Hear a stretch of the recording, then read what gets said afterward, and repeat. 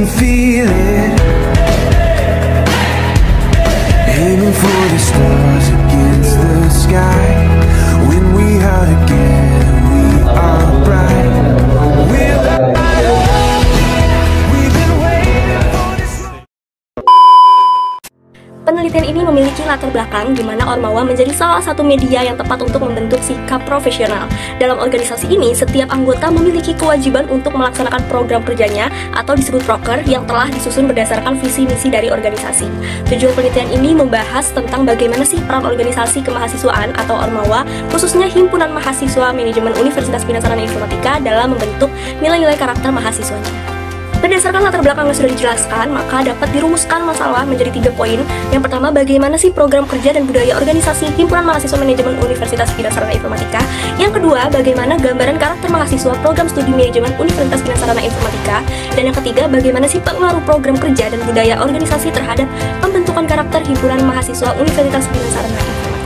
Next, kita lanjut ke tujuan penelitian. Berdasarkan latar belakang dan permasalahan yang sudah dikemukakan sebelumnya, maka ada 3 poin tujuan penelitian. Yang pertama, tentunya untuk mengetahui program kerja dan budaya organisasi Himpunan Mahasiswa Universitas Bina Sarana Informatika.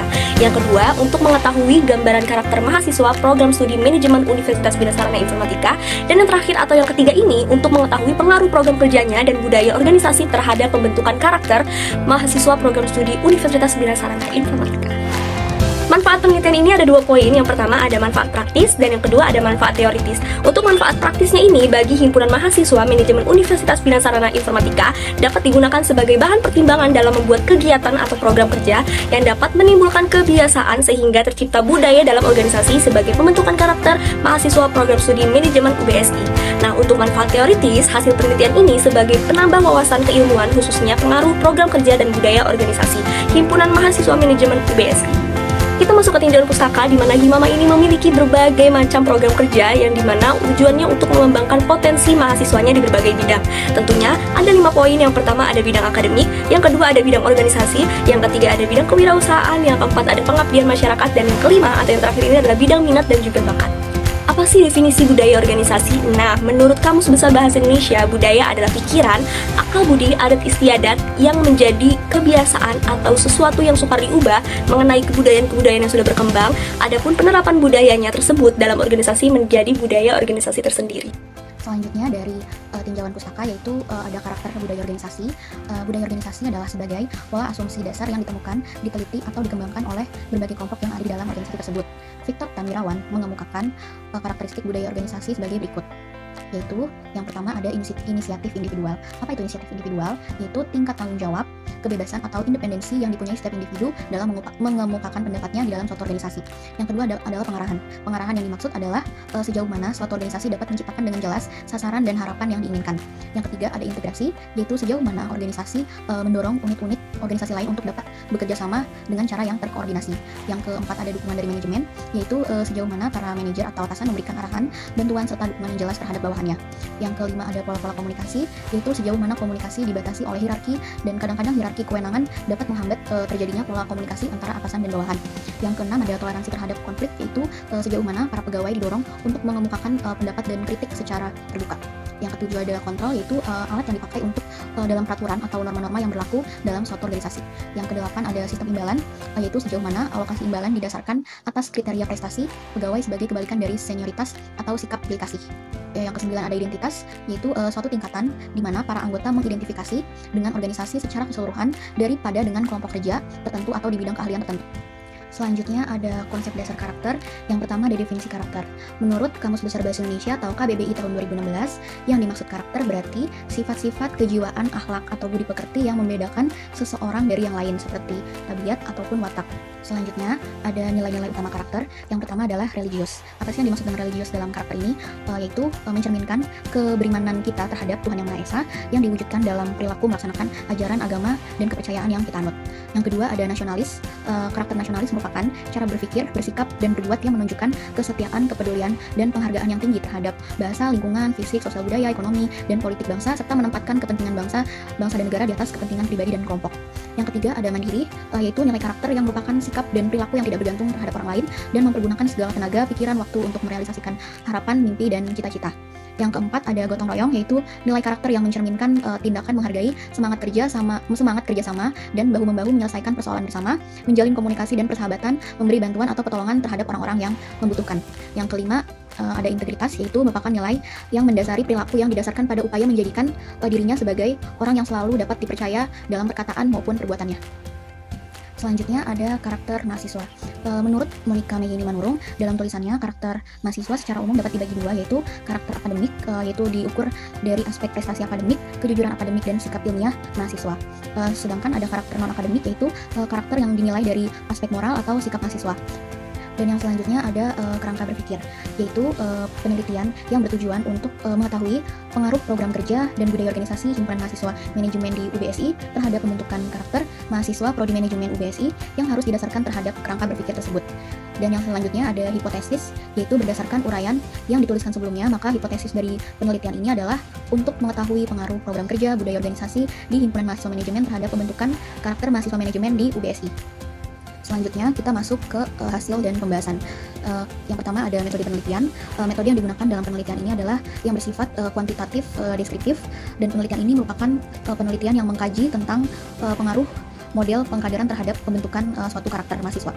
Terus yang selanjutnya ada variabel penelitian. Adapun variabel penelitian ini yaitu program kerja sebagai X1, budaya organisasi sebagai X2 yaitu variabel independen, dan pembentukan karakter mahasiswa prodi manajemen Universitas Bina Sarana Informatika sebagai Y yaitu variabel dependen. Dan yang selanjutnya ada populasi dan sampel. Populasi menurut Sudarta tahun 2022 yaitu wilayah yang terdiri atas objek atau subjek yang mempunyai kualitas dan karakteristik tertentu yang ditetapkan oleh peneliti untuk dipelajari dan kemudian ditarik kesimpulannya. Menurut penjelasan di atas, maka yang menjadi populasi dalam penelitian ini adalah anggota aktif himpunan mahasiswa manajemen UBSI yang berjumlah 300 orang. Dan yang kedua ada sampel. Menurut Sudarta juga tahun 2022, sampel adalah bagian dari karakteristik yang dimiliki oleh populasi tersebut. Bila populasi besar dan peneliti ini tidak mungkin mempelajari semua yang ada pada populasi, misalnya karena keterbatasan dana, tenaga, dan waktu, maka peneliti dapat menggunakan sampel yang diambil dari populasi itu. Lanjut ke slide berikutnya, yaitu ada perhitungan dari jumlah populasi 300 orang ini, maka dapat digunakan rumus Lockpin dalam menentukan jumlah sampel, yaitu sebagai berikut. N sama dengan N per 1 ditambah N dikali E pangkat 2, di mana N kecil adalah jumlah sampel, N besar merupakan jumlah populasi, dan E merupakan taraf kesalahan. Maka jumlah sampel yang diperoleh adalah N sama dengan 300, 1 ditambah 300 dikali 0,1 pangkat 2 menghasilkan 75 responden.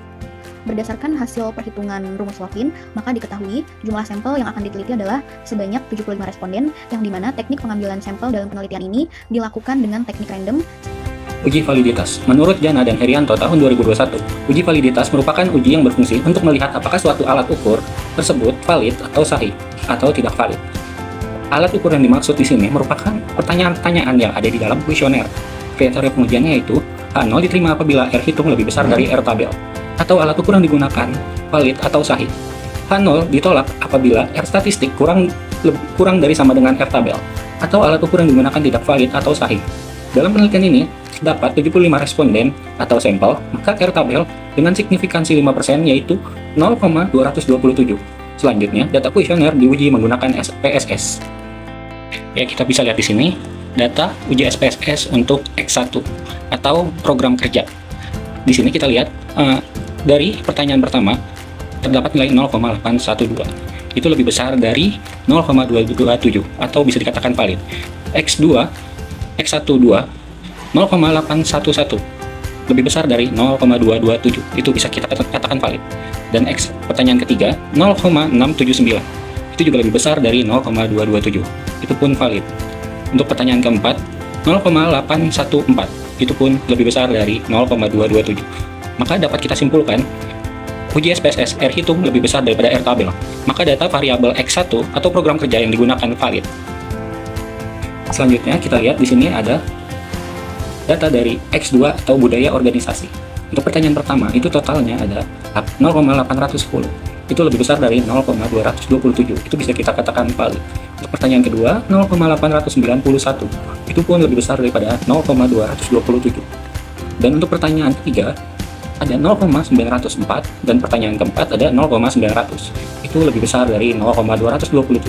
Dari kesimpulannya, data X2 atau budaya organisasi data diolah menggunakan SPSS. Dari hasil uji SPSS, R hitung lebih besar daripada R tabel, maka data variabel X2 atau budaya organisasi yang digunakan valid. Selanjutnya kita lihat ini ada data dari variabel Y atau karakter mahasiswa yang diolah menggunakan SPSS. Di sini ada totalnya. Yang pertanyaan pertama, itu 896. Itu bisa kita katakan valid karena lebih besar dari 0,227 atau R hitung. Untuk pertanyaan kedua, 0,854. Untuk pertanyaan ketiga, 0,840. Pertanyaan keempat, 0,820. Pertanyaan kelima, 0,889. Itu semua lebih besar daripada 0,227 atau R hitung, R tabel. Dari total ini kesimpulannya adalah dari hasil uji SPSS, R hitung lebih besar daripada R tabel, maka data variabel Y atau karakter mahasiswa yang digunakan valid. Selanjutnya, uji reliabilitas. Menurut Rosita, Hidayat, dan Yulianti tahun 2021, uji reliabilitas pada suatu instrumen penelitian adalah sebuah uji yang digunakan untuk mengetahui apakah kuesioner yang digunakan dalam pengambilan data penelitian sudah dapat dikatakan reliable atau tidak. Pada uji reliabilitas, penelitian ini dilakukan dengan menggunakan alpha Cronbach atau Cronbach alpha, di mana apabila suatu variabel menunjukkan nilai Cronbach alpha yaitu dia lebih besar dari 0,60, maka dapat disimpulkan bahwa variabel tersebut dapat dikatakan reliable atau konsisten dalam mengukur. Selanjutnya, di sini ada data yang diolah menggunakan SPSS untuk mencari Cronbach alpha, data X1 atau program kerja. Di sini kita bisa lihat di sini ada data Cronbach alpha-nya yaitu sebesar 0,819. Kesimpulannya, pada olah SPSS X1 atau data program kerja, pada gambar di atas terlihat bahwa Cronbach alpha lebih besar daripada 0,60 atau 0,819 lebih besar dari 0,60, sehingga dapat disimpulkan uji reliabilitas pada variabel X1 atau program kerja adalah reliable. Selanjutnya bisa kita lihat di sini ada hasil uji SPSS reliabilitas dari data X2 atau budaya organisasi. Di sini tertera Cronbach alpha daripada data X2 atau budaya organisasi sebesar 0,899.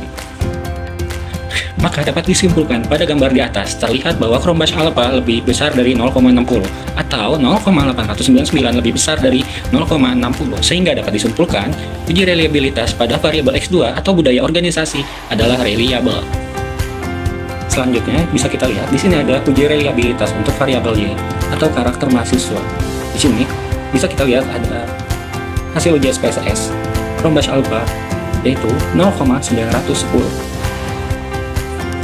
Sehingga dapat disimpulkan pada gambar di atas terlihat bahwa Cronbach alpha lebih dari 0,60 atau 0,910 lebih besar daripada 0,60, sehingga dapat disimpulkan uji reliabilitas pada variabel Y adalah reliable.